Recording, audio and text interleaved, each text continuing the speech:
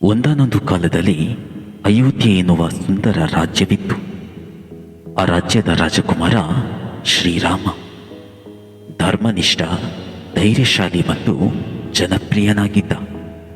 ಆದರೆ ಕೆಲವು ಕಾರಣಗಳಿಂದ ಅವನು ತನ್ನ ಪತ್ನಿ ಸೀತಾ ಮತ್ತು ಸಹೋದರ ಲಕ್ಷ್ಮಣರೊಂದಿಗೆ 14 ವರ್ಷಗಳ ಕಾಲ ವನವಾಸಕ್ಕೆ ತೆರಳಬೇಕಾಯಿತು. ಅವರು ಅರಣ್ಯದಲ್ಲಿ ಇದ್ದಾಗ ರಾವಣ ಎಂಬ ರಾಕ್ಷಸ ರಾಜನು ಸೀತೆಯನ್ನ ಅಪಹರಿಸಿದನು. ರಾವಣನು ಲಂಕೆಯ ರಾಜನಾಗಿದ್ದನು. ಶ್ರೀರಾಮನು ಹನುಮಂತನ ಸಹಾಯದಿಂದ ಸೀತೆಯನ್ನ ಬಿಡುಗಡೆ ಮಾಡಿ ರಾವಣನನ್ನ ಸಂಹರಿಸಿದನು.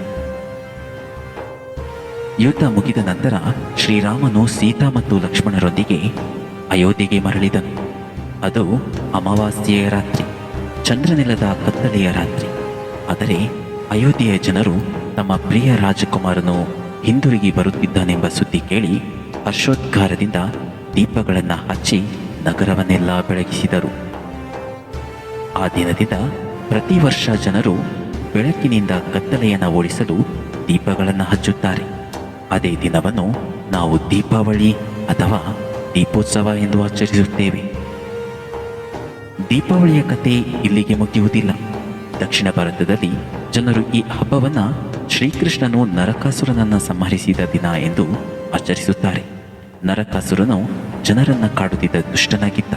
ಕೃಷ್ಣನು ಅವನನ್ನು ಸಂಹರಿಸಿ ಲೋಕಕ್ಕೆ ಶಾಂತಿಯನ್ನು ತಂದಿದ್ದನು.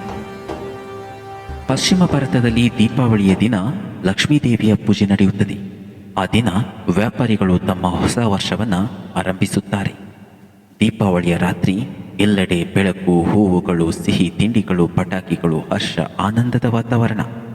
ಜನರು ಪರಸ್ಪರ ಭೇಟಿ ನೀಡಿ ಶುಭಾಶಯ ವಿನಿಮಯ ಮಾಡಿಕೊಳ್ಳುತ್ತಾರೆ. ದೀಪಾವಳಿಯ ನಿಜವಾದ ಅರ್ಥ ಕೇವಲ ಹಬ್ಬವಲ್ಲ, ಅದು ಅಂಧಕಾರದ ಮೇಲೆ ಬೆಳಕಿನ ಜಯ, ಅಸತ್ಯದ ಮೇಲೆ ಸತ್ಯದ ಜಯ ಮತ್ತು ದುಷ್ಟತನದ ಮೇಲೆ ಧರ್ಮದ ವಿಜಯ. ಆದ್ದರಿಂದಲೇ ನಾವು ಪ್ರತಿ ವರ್ಷ ದೀಪಾವಳಿಯಂದು ದೀಪಗಳನ್ನು ಹಚ್ಚುತ್ತೇವೆ. ಅದು ಕೇವಲ ಮನೆಗಳಲ್ಲ, ಮನಸ್ಸಿನೊಳಗಿನ ಕತ್ತಲೆಯನ್ನು ಬೆಳಗಿಸಲು.